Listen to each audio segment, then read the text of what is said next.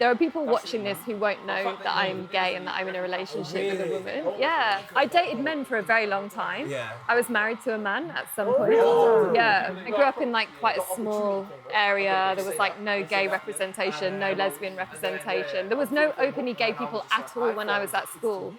And I think the idea that you can't be what you can't see is like really true. So I just assumed that I was straight and that maybe my crushes on women was not valid. But my life got infinitely better when I started dating women. I'm more fearless now than I've ever been, and I think it's after I lost my mum. Because, you know, with that saying, like, what doesn't kill you makes you stronger. For me, in any way, it's true. It's like, because when I lost my mum, it killed me. After that, you think, like, other things will happen, and you think, it's not as bad as my mum dying. I dealt with that, so... So that makes you more fearless, Yeah. And I know how it feels to be Palestinian, Lebanese, half and half, both getting attacked. I've got family there, bro. Like, imagine, I was up till 6 a.m. the other week trying to see how we can get my grandma out of Lebanon so she can live. But it's like people would be like, the house is really hard. It might be stressful, but that is hard. Yeah. Like, maybe I don't know when I'm gonna eat. I'm gonna eat, though, today. Or I'll eat tomorrow. You are going to eat, but unfortunately, I'm saying. Like, I was 8 years old when I felt like a bombing and you feel the ground shake, and it's scary. My grandma was numb to it. And, like, at the time, that didn't clock. I was like, wow.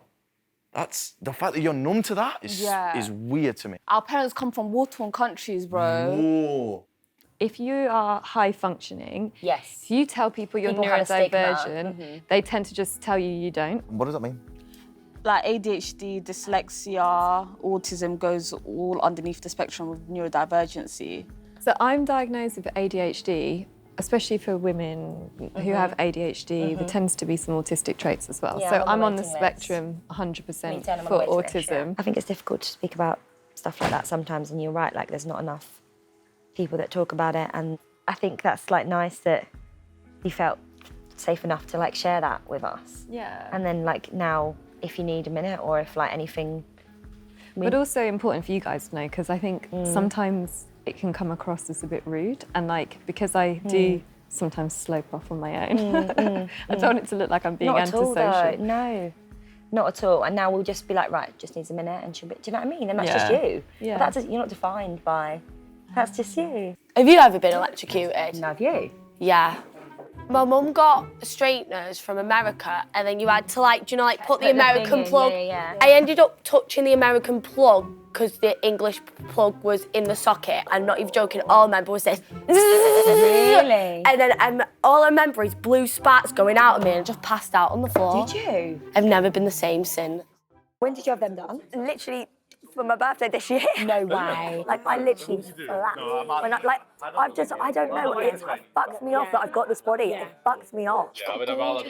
I fucking hate it. Are you joking? No, I'm not. I'm not joking. And I get picked on so much. Like, and I'm not just saying it to be like petty and cute. No, like, people I like get actually... fucking slayed. So you get the other way. So I get told I'm too fat and you get told you're too thick. And I get told, like, what kind of drugs are you on? Are you anorexic? I'm like, no, I'm none of those things. I just, you're just so fucking naturally look like tiny. this. I fucking can't help it. You're just tiny, She goes over here. I love you. Come on, carry on. Okay, Nathan's fucking off. Nathan's like, good. Nathan's off. You literally are beautiful.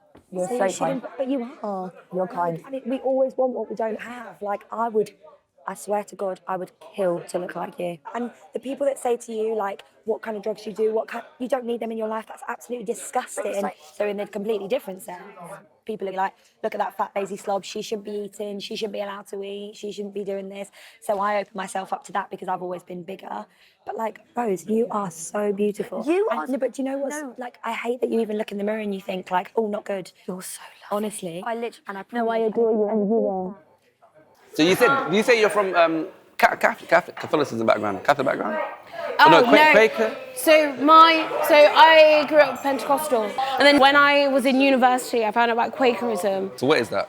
God lives within us, and everyone has like a bit of God. Everything has a bit of God in it. And like our journey on earth is to nurture the God in us. Come on, girl. Tell you, man. Yeah. Because there's so much choice, people are not content with one person. That's my problem. People, your problem. That's my problem. Yeah. You always think there's something better out there for you. It's not better, it's just, there's something more, there's something fun there. Again, you can do it again, have fun. That's an addiction, don't you think, babes? No, because I'm not. It's Like not you're chasing something. Like it's like chasing like a new high. I like the freedom to be able to go away and meet someone new. Like I like that. That's what I like. You know. Something that's a big part of my life. You know. It's weird. Yeah.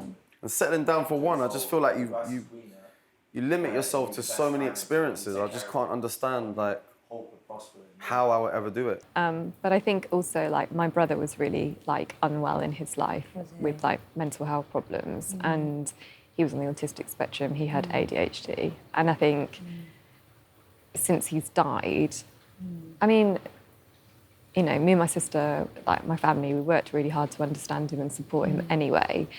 But like since he's died, there's been this almost like extra pressure just to really make sense of things and understand. Do you mind, how did your brother die? He took his life. Did he? Not You don't have to talk about it. Oh no, it's okay. I don't want to upset you. No, it's fine. These things, they are important to talk about. But that doesn't mean they're not hard or they're not like difficult to talk about and to... You know, like last year I was just living in just a fugue of sadness. And then it was only this year where I was like, fuck it, like, excuse my language, I'm gonna do everything that I can do in my life to at least have good stories. Defo. Look after you, and if you ever need a little chat or whatever. Thanks, love. My little angel. I'm so glad I got to meet you. Me too.